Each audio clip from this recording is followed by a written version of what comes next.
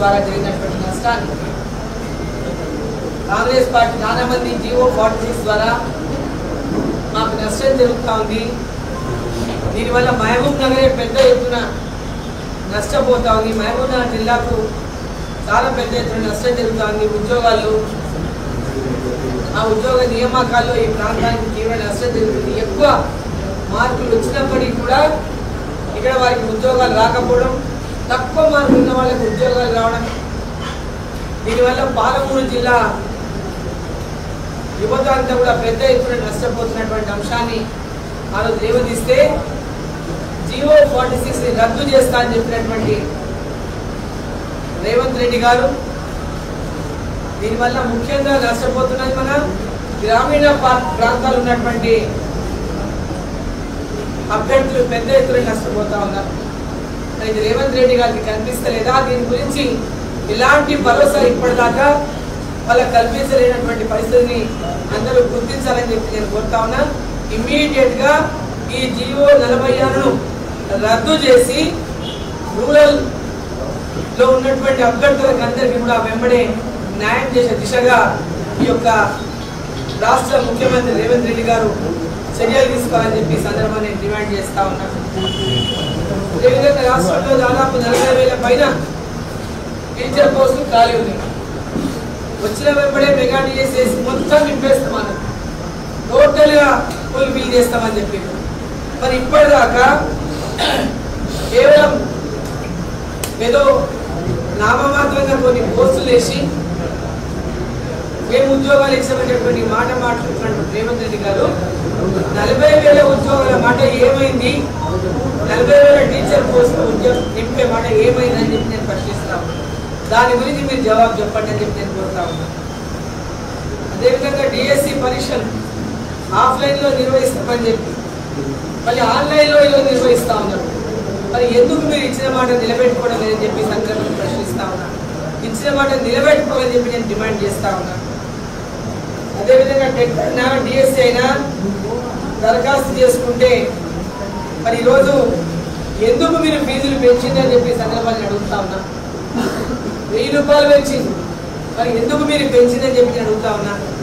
ఆ రోజు ఇవన్నింటినీ కూడా తీసేస్తాం, తక్కువ చేస్తామని చెప్పిన వాళ్ళు ఈరోజు వాళ్ళకి అందరికీ కూడా ఎందుకు భారాన్ని వాళ్ళ మీద వేస్తున్నారని చెప్పి సందర్భాన్ని ప్రశ్నిస్తా ఉన్నా. వీటికన్నిటికీ వారు ఇచ్చిన హామీల విషయంలో ఎలాంటి జవాబు ప్రజలకు చెప్పకుండా, ఉద్యోగులకు చెప్పకుండా, నిరుద్యోగులకు చెప్పకుండా, పోలీస్ కానిస్టేబుల్ విషయంలో కూడా వాళ్ళకి రావాల్సినటువంటి పిఆర్సీ కానీ ఇప్పటిదానికి ఇవ్వలేదు. వాటి గురించి ఈరోజు జవాబు చెప్పకుండా, వాళ్ళకి న్యాయం చేయకుండా ఇప్పటికీ మహబూబ్ నగర్ జిల్లాకు, మహబూబ్ నగర్ పార్లమెంటుకు 7 సార్లు వచ్చిపోయింది. మహబూబ్ నగర్ పార్లమెంట్లో 7 సార్లు వారు ప్రచారం నిర్వహించిపోయినప్పుడల్లా ప్రజలకు ఏం చేస్తారో చెప్పరు కానీ డీకే అరుణమ్మని పర్సనల్ గా అటాక్ చేసిపోతున్నారు. వ్యక్తిగత దూషణలు చేస్తా ఉన్నారు, వ్యక్తిగతంగా మధ్య భ్రమించిన మాటలు మాట్లాడుతూ ఉన్నారు. ఒక మహిళ అనేటటువంటి స్పృహ కూడా లేకుండా ఈరోజు మహిళలకు గౌరవం ఇవ్వాల్సినటువంటి అవసరం లేదు అనేటటువంటి తీరులో ఈరోజు రాష్ట్ర ముఖ్యమంత్రి రేవంత్ రెడ్డి గారు ఈరోజు వారు వచ్చినప్పుడల్లా మీటింగ్లలో, సభలలో, పెద్ద పెద్ద సభలలో ఏర్పాటు చేసుకుని ఆ సభల్లో రావడం, వాళ్ళు ఏ మాట ఇచ్చిండ్రో, ఏం చేసిండ్రో చెప్పండి అని నేను అడుగుతుంటే దానికి జవాబు చెప్పకుండా డీకే అరుణ మీద అవాకులు చెవాకులు మాట్లాడుకుంటూ మర్యాద లేకుండా మాట్లాడి ఈరోజు డీకే అరుణను ఒక అవమానం చేస్తే, డీకే అరుణను అవమానకరంగా మాట్లాడితే వాళ్ళ విలువ పెరుగుతుందని వాళ్ళు అనుకుంటున్నట్టున్నారు. ఈరోజు రోజు రోజుకి మీ విలువ దిగజారుతుందనేటటువంటి విషయం ఒకసారి ఈ రాష్ట్ర ముఖ్యమంత్రి గాని గుర్తుపెట్టుకోవాలని చెప్పిన సందర్భాన్ని తెలియజేస్తా ఉన్నా. నా రక్తం ఏ రంగు ఉందో ప్రశ్నిస్తారు. అరుణమ్మ రక్తం గురించి మాట్లాడతాం, అరుణమ్మ రక్తం కల్తీ రక్తం అని మాట్లాడతాం. అంటే కల్తీ రక్తం అంటే అర్థమైంది చెప్తారా కొంచెం రేవంత్ రెడ్డి గారు? మీ పార్టీ అభ్యర్థికి మీరు ఇదే నేర్పించిందా? మీ సోనియా గాంధీ మీకు ఇదే నేర్పించిందా? మహిళల గురించి ఈ విధంగానే పడమని చెప్పిందా? కల్తీ రక్తం అనడానికి మీ ఉద్దేశం ఏంది? ఎవరిది కల్తీ రక్తం? ఎవరి గురించి మీరు మాట్లాడుతున్నారు? ఈరోజు ఎందుకు మీకు దిగేద్దామని చూస్తే అంత కడుపుమంట? మీరు ఏమి జిల్లాకు చేయలేదని చెప్తే మీకు వచ్చినటువంటి బాధ ఏంది? మీరు చెయ్యని మాట వాస్తవమే కదా. మీరు ఏమి చెయ్యలేదు అంటే చేయలేదని చెప్పిన, నేనేం అబద్ధాలు చెప్పలేదే. మీరేమైనా చేసిందని చెప్తుంటే మీరేం చేయలేదు జిల్లాకి. మీరేం పోరాటాలు చేయలేదు, ఎప్పుడు ఎవరి పక్షాన నిలబడలేదు, రైతుల ఎంబడి లేరు, ప్రజల ఎంబడి లేరు, నిరుద్యోగుల ఎంబడి లేరు, ఎవరి పక్షాన ఎప్పుడైనా మీరు పోరాటాలు చేయలేదు. జిల్లా అభివృద్ధిలో మీరు భాగస్వామ్యం కాలేదు. ఎన్నడూ జిల్లా ప్రజల దగ్గరకు వచ్చి మీరు మమేకం కాలేదు. ప్రజల మధ్యలో మీరు ఎన్నడూ లేరు. ఓడిపోయినాయి. వాళ్ళ కాంగ్రెస్ పార్టీ నిలబెట్టిన ఆయన ఏం చెప్తున్నాడు? కల్వకుర్తిలో ఎందుకు నిలబడలేదు అని ప్రశ్నించిండు విలేకరి ఒక ఇంటర్వ్యూలో, టీవీ ఇంటర్వ్యూలో. అయితే ఆయన ఏం చెప్పిండు? కల్వకుర్తిలో 2.5 ఏళ్ల నుంచి ఓడిపోయిన తర్వాత ఢిల్లీకి పోయినా 2.5 ఏళ్ల నుంచి ప్రజలకు అందుబాటులో లేదు, అది ధర్మం కాదని నేను నిలబడలేదు అని చెప్తున్నాడు. మరి మహబూబ్నగర్లో కూడా పోయినసారి పోటీ చేసి వెళ్ళిపోయింది కదా. 5 సంవత్సరాల వరకు తిరిగి ముఖం చూడలేదు కదా. 5 సంవత్సరాల పాలన ప్రజలకు కనీసం ఈ పక్క కూడా మళ్ళీ చూసింది లేదు కదా. అంటే పాలమూరు ప్రజలు అంత అమాయకులుగా అనిపిస్తున్నారా మీకు? ఈ ప్రజలకేమో అన్యాయం చేయొచ్చు, ఇక్కడ ఏం చేయకపోయినా వచ్చి నిలబడి అబద్ధాలు మాటలు చెప్పొచ్చు మీరు కాంగ్రెస్ పార్టీ నాయకులు. ఇక్కడనే మీ ద్వంద్వ నీతి స్పష్టమైతా ఉంది. ప్రజలకు ఏ విధంగా మాట్లాడుతున్నారు, మీ లక్ష్యం ఏంటి, మీ ఉద్దేశం ఏంటి, ఇక్కడే స్పష్టంగా అర్థమవుతా ఉంది.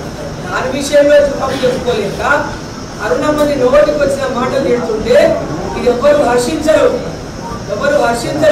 నేను పాలమూరు బిడ్డల్ని ఒకటే కొడుతున్నా, మీ పాలమూరు బిడ్డని, మీ ఇంట్లో ఆడపిల్లలు ఉన్న ప్రతి ఒక్కరు కూడా వాళ్ళు భాష మాట్లాడే భాషను మీరు సమర్థిస్తున్నారా? వాళ్ళు మాట్లాడే భాషను మీరు సమర్థిస్తున్నారా? వాళ్ళు ఏమేమి మాట్లాడిందో అవన్నీ వీడియో రూపంలో మీ ముందుకు పంపిస్తాం. ఒకసారి వాళ్ళు మాట్లాడిన భాష చూడండి, వాళ్ళు మాట్లాడిన తీరు చూడండి. ఇది ఏమైనా సమంజసమైన అని చెప్తున్నాను, మాట్లాడుతా ఉన్నా. అదే జిల్లా అభివృద్ధి కోసం ఏం చేస్తారో చెప్పండి. ఈ పాలమూరు ప్రజలకు ఏం చేస్తారో చెప్పండి. పాలమూరు రంగారెడ్డిని, పాలమూరు మహబూబ్ నగర్ పార్లమెంట్ లో ఉన్న అన్ని నియోజకవర్గ ప్రజలు మోసం చేస్తూ నేను ఇప్పటికీ ఛాలెంజ్ చేశాను, దానికి జవాబు చెప్తలేదు. ఈ 7 అసెంబ్లీ నియోజకవర్గాల్లో మహబూబ్ నగర్ పార్లమెంటులో 7 నియోజకవర్గాలకు సంబంధించి పాలమూరు రంగారెడ్డి ప్రాజెక్టుకు ఫేజ్ 1 అని పేరు పెట్టండి. ఈ 7 నియోజకవర్గాలకు నీళ్లు ఇచ్చే విధంగా, ఒక్కొక్క నియోజకవర్గానికి 1,00,000 ఎకరాలకు నీళ్లు ఇచ్చే విధంగా ప్రాజెక్ట్ రిపోర్ట్ తయారు చేయించండి. మీరు అప్రూవల్ ఇవ్వండి, అడ్మినిస్ట్రేషన్ శాంక్షన్ ఇవ్వండి. దీనికి అరుణమ్మ తప్పకుండా దీనికి నరేంద్ర మోదీ గారి దగ్గర మాట్లాడి ఈ జిల్లాకు, పాలమూరు రంగారెడ్డికి, ఈ మహబూబ్ నగర్ పార్లమెంట్ కు నిధులు ఇప్పిస్తానని చెప్పి ఈ మీడియా ద్వారా ఈ మహబూబ్ నగర్ పార్లమెంట్ లో ఉన్న మక్తల్, నారాయణపేట్, కొడంగల్, శారద్ నగర్, దేవరకద్ర, జడ్చర్ల, మహబూబ్ నగర్ ప్రాంతంలో ఉన్నటువంటి రైతాంగానికి అంతా కూడా నేను ఈ సందర్భంగా మాట ఇస్తున్నా. అరుణమ్మ హామీ ఇచ్చిందంటే దానికి మోదీ గ్యారెంటీ ఉన్నది. ఇవాళ కాంగ్రెస్ వారు ఇచ్చిన మాటకు గ్యారెంటీ లేదు. 6 గ్యారెంటీల విషయం చూస్తున్నాం ఇవాళ. దానికి 6 గ్యారెంటీల విషయం ఈరోజు దానికి గ్యారెంటీనే లేదు. రాహుల్ గాంధీ గెలిస్తే 6 గ్యారెంటీలు ఇస్తామంటున్నారు. రాహుల్ గాంధీ గెలిచేది లేదు, 6 గ్యారెంటీలు ఇచ్చేది లేదు. వాళ్ళకి గ్యారెంటీలే లేదు. కాంగ్రెస్ పార్టీ అధికారంలోకి వచ్చేది లేదు, రాహుల్ గాంధీ ప్రధానమంత్రి అయ్యేది లేదు. గ్యారెంటీ లేనటువంటి గ్యారెంటీలు వాళ్ళు ఇస్తా ఉన్నారు. ప్రజలందరూ కూడా గమనించాలని చెప్పి సందర్భంగా నేను కోరుతా ఉన్నాను. ఈరోజు కాంగ్రెస్ పార్టీ గెలిచిందంటే ఒక లక్కీ డిప్ లాగా గెలుచుకుంది. లక్కీ డిప్ లో లాటరీ తగిలినట్టు రేవంత్ రెడ్డి గారికి ముఖ్యమంత్రి పదవి తగిలింది. దాన్ని చూసి 5 నెలలకే విర్రవీగుతున్నారు. 5 నెలలకే విర్రవీగుతున్నారు. అహంకారం పూర్తి తలకాయకి ఎక్కిపోయింది. ఇది మంచి పద్ధతి కాదు. అధికారాన్ని చూసి అహంకారంతో విర్రవీగితే కేసీఆర్ని ఏం చేసిండ్రో ఈ రాష్ట్ర ప్రజలు ఈరోజు అందరూ కూడా చూసిండ్రు. రేపు మీకు కూడా మళ్ళా అదే పరిస్థితి దాపరిస్తుంది. అహంకారంతో విర్రవీగిన వాళ్ళు, అధికారాన్ని చూసి అహంకారంతో ఎవరైతే విర్రవీగుతారో ప్రజలే తగిన బుద్ధి చెప్తారు వాళ్ళకి.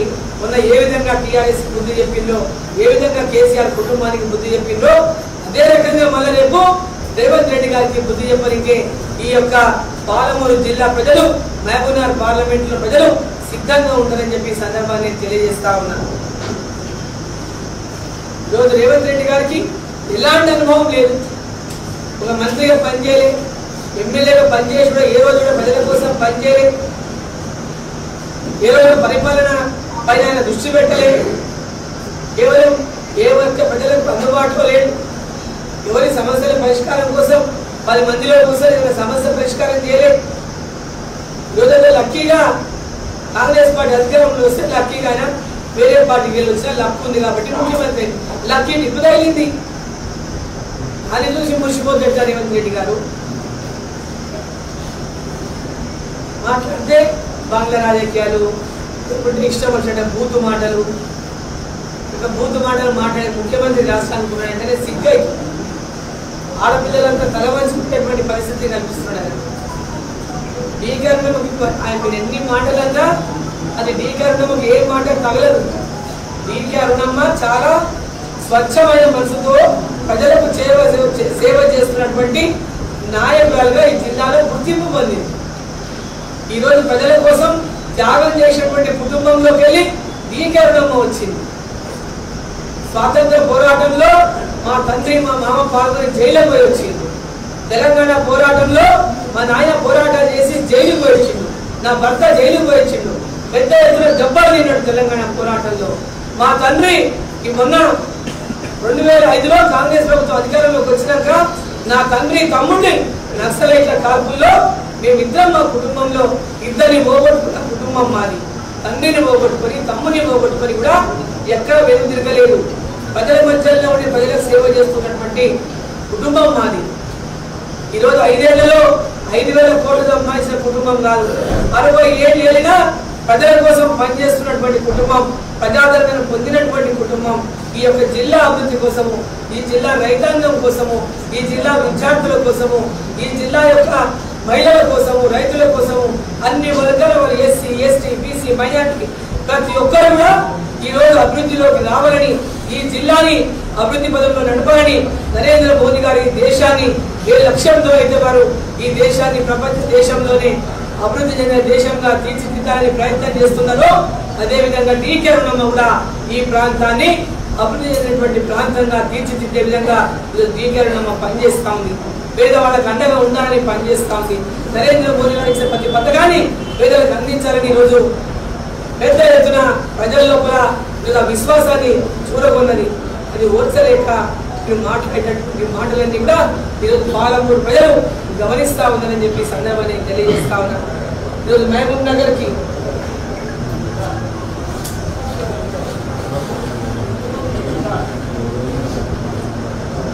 మోదీ గారిని తిడతాడు, డీకే అరుణని తిడతాడు. మోదీ గారిని కూడా తిడతాడంటే ఆకాశం మీద ఉమ్మేస్తే ఏమైతుంది? ఆకాశం మీద ఉమ్మేస్తే వాళ్ళ మొహం మీదనే పడుతుంది. వాళ్ళు మోదీ గారిని అర్హత ఉందా? మోదీ గారి యొక్క కాలి దుమ్ముకు పనికిరారు వీళ్ళు. వాళ్ళు మోదీ గారి పేరెత్తటువంటి అర్హతనే లేదు. అవినీతి సామ్రాట్లు వీళ్ళు, బ్లాక్ మెయిల్ దందాలు చేసిన వాళ్ళు, ఓటుకు కేసులో జైల్లో పోయిన వాళ్ళు. వీళ్ళ మా గురించి మోదీ గారి గురించి మాట్లాడేటప్పుడు కొంచెమైనా సోయి ఉండాలి.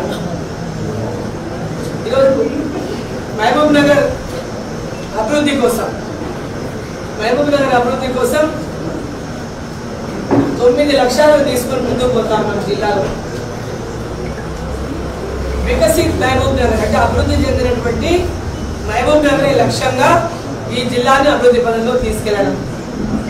ఆరోగ్యం మరియు ఆయుష్మాన్ మహాభారత్ అంటే ఆరోగ్యం అంటే ప్రతి ఒక్క హాస్పిటల్లో కూడా మెరుగైనటువంటి సేవలు అందించడం కోసం హాస్పిటల్స్ ని అప్గ్రేడ్ చేయించడం, అదేవిధంగా ఆయా హాస్పిటల్స్ లో అప్గ్రేడేషన్ కాకుండా ఇంకా వైద్య సేవలను పెంచే విధంగా కేంద్ర ప్రభుత్వం నిధులను తీసుకొచ్చి ఆ యొక్క హాస్పిటల్స్ లో మరి పెద్ద ఎత్తున వైద్య సౌకర్యాలను పెంచడం, దాంతోపాటు ఆయుష్మాన్ భారత్ ని ప్రతి ఒక్కరికి కూడా అందించడం, అదేవిధంగా ఆరోగ్యానికి సంబంధించి ఇక్కడ ఉన్నటువంటి హాస్పిటల్స్ ని అప్గ్రేడ్ చేసి సూపర్ స్పెషాలిటీ హాస్పిటల్ గా మార్చడానికి శాయశక్తులా కృషి చేయడం.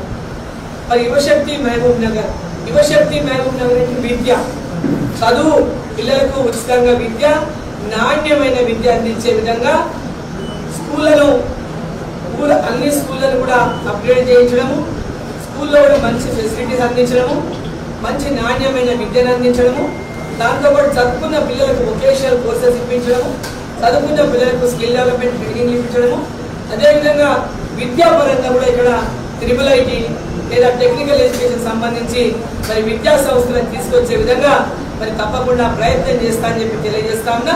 అదేవిధంగా కేంద్రీయ విద్యాలయాల గురించి ఇక్కడ సైనిక్ స్కూల్ కానీ లేదా ఇంకొక కేంద్రీయ విద్యాలయం కానీ ఈ జిల్లా మహబూబ్ నగర్ పార్లమెంట్ సెగ్మెంట్లో ఎక్కడెక్కడైతే అవకాశం ఉందో అవకాశం ఉన్న చోటల్లో కూడా జిల్లాకు ఒక కేంద్రీయ విద్యాలయాన్ని స్థాపించే విధంగా తప్పకుండా నా శక్తి వంచన లేకుండా తీసుకొస్తారని చెప్పి సందర్భంగా తెలియజేస్తా ఉన్నాం. క్లీన్, గ్రీన్ అండ్ మరియు స్వచ్ఛ మహబూబ్ నగర్, ఈ యొక్క మహబూబ్ నగర్ని ప్రతి గ్రామం నుంచి మొదలుకొని పట్టణాల వరకు పరిశుభ్రమైనటువంటి వాతావరణంలో ప్రతి ఒక్కరికి టాయిలెట్స్, ఇంకా ఎవరైనా మిగిలిన వారికి కూడా టాయిలెట్స్ నిర్మాణం కానీ, ఎక్కడైనా మున్సిపాలిటీస్లో ఎక్కడైనా టాయిలెట్స్ ఇంకా చేయాల్సినటువంటి అవకాశం ఉన్న చోట అక్కడ కూడా టాయిలెట్స్ నిర్మాణం చేయించడం, అదేవిధంగా ప్లాంట్ అంటే పెద్ద ఎత్తున ప్రకృతికి సంబంధించి పార్కులు కానీ అదేవిధంగా ప్లాంటేషన్ కానీ పెద్ద ఎత్తున చేయించి ఈ మహబూబ్ నగర్ని సుందరంగా తీర్చిదిద్దే విధంగా చేస్తామని చెప్పి సందర్భాన్ని తెలియజేస్తా ఉన్నా. మరి మేకింగ్ మహబూబ్ నగర్, నరేంద్ర మోదీ గారు మేక్ ఇన్ ఇండియా, ప్రతి ఒక్క వస్తువు మన దేశంలో తయారు చేయించి మన యువత ద్వారా ఈ యొక్క కుండో సూది దగ్గర నుంచి ఈరోజు విదేశాల నుంచి దిగుమతి చేసుకుంటున్నాం. అట్లాంటిది భారతదేశంలో ప్రతి వస్తువు మన యువత తయారు చేసేటటువంటి కెపాసిటీ ఉంది, కేపబిలిటీ ఉంది, ఆ టాలెంట్ ఉంది. ఆ యువత టాలెంట్ అంతని కూడా ఉపయోగించుకొని గ్రామీణ ప్రాంతాల్లో ఉన్నటువంటి యువతకు ఉపాధి కల్పించే విధంగా జిల్లాల వారీగా, నియోజకవర్గాల వారీగా, అక్కడ ఉన్నటువంటి రీసోర్సెస్ వారీగా వాళ్ళకు ఉపాధి అవకాశాలు కల్పించే విధంగా మరి మేక్ ఇన్ ఇండియా మాదిరిగానే మేక్ ఇన్ మహబూబ్ నగర్ లాగా పేరు తీసుకొచ్చే విధంగా పనిచేస్తానని చెప్పి ఈ సందర్భాన్ని తెలియజేస్తా ఉన్నా. మహబూబ్ నగర్, ఆధ్యాత్మిక మహబూబ్ నగర్, అదేవిధంగా చేనేత, అదేవిధంగా ఈరోజు పెద్ద ఎత్తున జిల్లాలో ఉన్నటువంటి చేనేత కార్మికులు కానీ, జిల్లాలో ఉన్నటువంటి ఇతర టాలెంటెడ్ ఉన్నటువంటి అనేక మన సంస్కృతి దేవాలయాలు కానీ ఇక్కడ, అదేవిధంగా డిజిటల్ మహబూబ్ నగర్ కోసం కానీ టెంపుల్స్ అన్నింటి కూడా ఆధునీకరించే విషయంలో కానీ ఈ జిల్లాలో ఉన్నటువంటి ప్రతి ఒక్క రైలు మార్గాలు డబ్లింగ్ విషయంలో ఏదైతే పెండింగ్గా పూర్తి కావాల్సిందో తొందరగా పూర్తి చేసే విషయంలో కానీ ఈ రైల్వే స్టేషన్లు అన్నీ కూడా ఇవాళ నూతనంగా అంటే మోడర్నైజేషన్ కోసం నిధులు ఆల్రెడీ కేటాయించున్నాయి. వాటిని త్వరగా పూర్తి చేసి ప్రజలకు అందుబాటులో తీసుకొస్తాం. అదేవిధంగా నూతన లైన్లు కృష్ణా వికారాబాద్ లైన్ని తొందరగా పూర్తి చేసి ఇప్పటికే నిధులు కేటాయించినారు, సర్వే కూడా ప్రారంభమైంది. వాటిని త్వరగా పూర్తి చేసి ఈ జిల్లాలో ప్రజానీకానికి వాటిని అందుబాటులోకి తీసుకొస్తామని చెప్పి సందర్భంగా తెలియజేస్తా ఉన్నా. కేంద్ర ప్రభుత్వంలో ఉన్నటువంటి ప్రత్యేక పథకాలు కానీ ఈ యొక్క మన మహబూబ్ నగర్కి రావాల్సినటువంటి రోడ్లు కానీ, నూతన రైలు కానీ, ఎక్కడైనా రైలు స్టాపింగ్స్ కానీ, ఎక్కడెక్కడ అవసరమైనటువంటి రైళ్ళ అంటే ట్రైన్ స్టాప్స్ కానీ వీటన్నిటిపైన కూడా ఫోకస్ చేసి ప్రజల యొక్క అభీష్టం మేరకు, ప్రజల యొక్క అవసరాల మేరకు పూర్తి స్థాయిలో జిల్లా అభివృద్ధికి కృషి చేస్తారని చెప్పి మరోసారి మీడియా మిత్రుల ద్వారా ప్రజలకు తెలియజేసుకుంటూ ఈరోజు మరి నరేంద్ర మోదీ గారు 10వ తేదీన నారాయణపేటకు వచ్చినటువంటి ప్రోగ్రాం మరి ఖరారు అవుతుంది. తొందర లోపలే ఈరోజు 6వ తేదీ 1-2 రోజుల్లో పూర్తిగా ఖరారైనటువంటి ప్రోగ్రాం మనకు వస్తుంది. 10వ తేదీ నారాయణపేట అనుకుంటున్నాం. నరేంద్ర మోదీ గారి ప్రోగ్రాం నారాయణపేటలోనే ఉండే అవకాశం ఉంది. కాబట్టి అది కన్ఫర్మ్ అయిన వెంబడి మళ్ళీ మీడియా కూడా సమాచారం అందిస్తాం. టెంటేటివ్గా నారాయణపేట 10th టెంటేటివ్గా డేట్ కూడా వచ్చింది. మరి ఇంకా కన్ఫర్మేషన్ డేట్ రాగానే మీడియా మిత్రులందరినీ కూడా తెలియజేస్తామని మీకు అందరూ తెలియజేస్తూ మరి ఆ యొక్క మోదీ గారి సభను కూడా విజయవంతం చేయడానికి సభ నారాయణపేటలో మరి ఏర్పాటు చేయబోతున్నాం. కాబట్టి మీడియా మిత్రులంతా కూడా ఆ యొక్క సమావేశంలో ఆ మీటింగ్లో పాల్గొని ఆ మీటింగ్ మీరు కూడా విజయవంతం చేయాలని చెప్పి నేను సందర్భంగా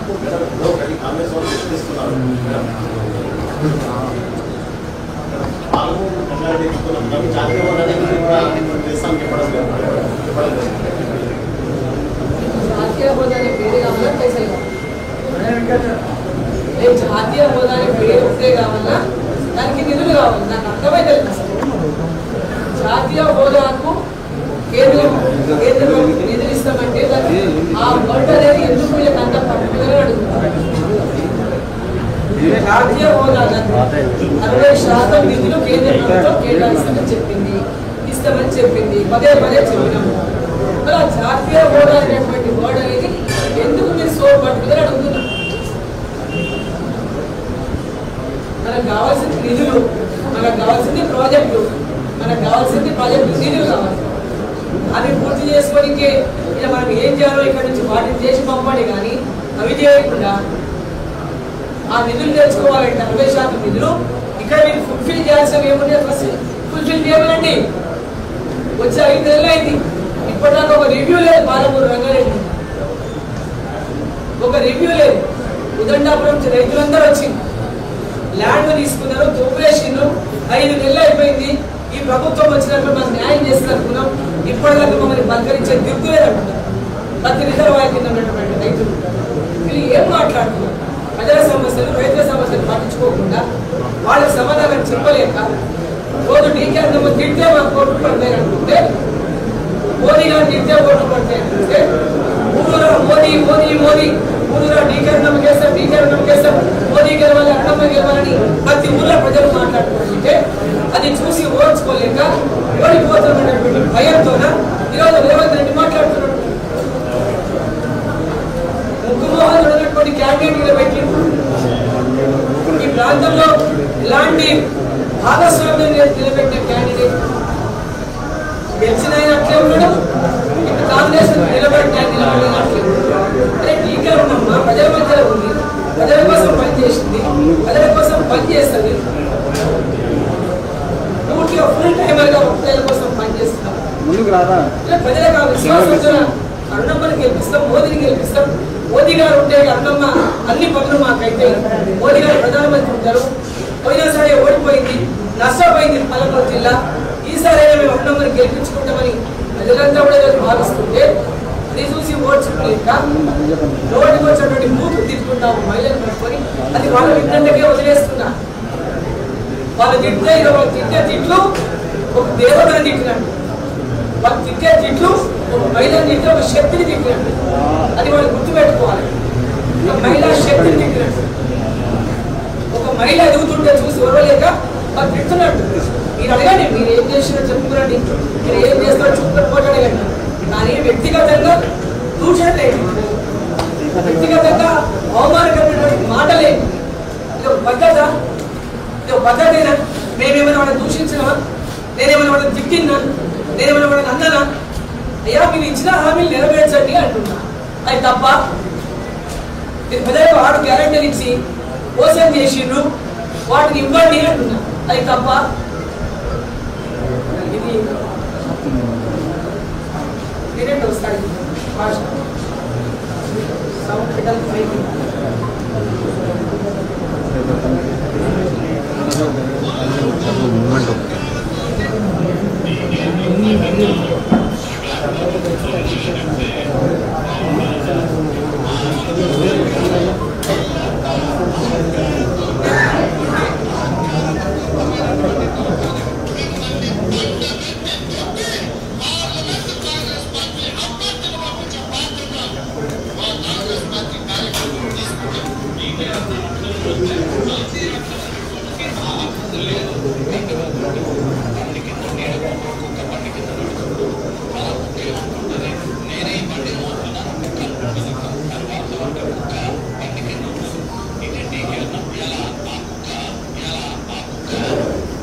ఇది వాళ్ళ భాష, ఇది వాళ్ళ గొప్ప నాయకులు జిల్లాలో. మీకు అందరికీ కూడా అక్కలు చెల్లెలు అన్నట్టు ఉంటే వాళ్ళని మనం మీరు ఏ రెస్పాండ్ అవుతారో చెప్పండి. మీరు ఏ రెస్పాండ్ అవుతారో చెప్పండి. ఎవడన్నా వచ్చి ఈ విధంగా మాట్లాడితే ఏ విధంగా రెస్పాండ్ అవుతారో మీరు చెప్పండి. ఎవరైనా మీ ఇంట్లో ఆడపిల్లలు ఇట్లా అంటే మీరు ఏ విధంగా రెస్పాండ్ అవుతారు?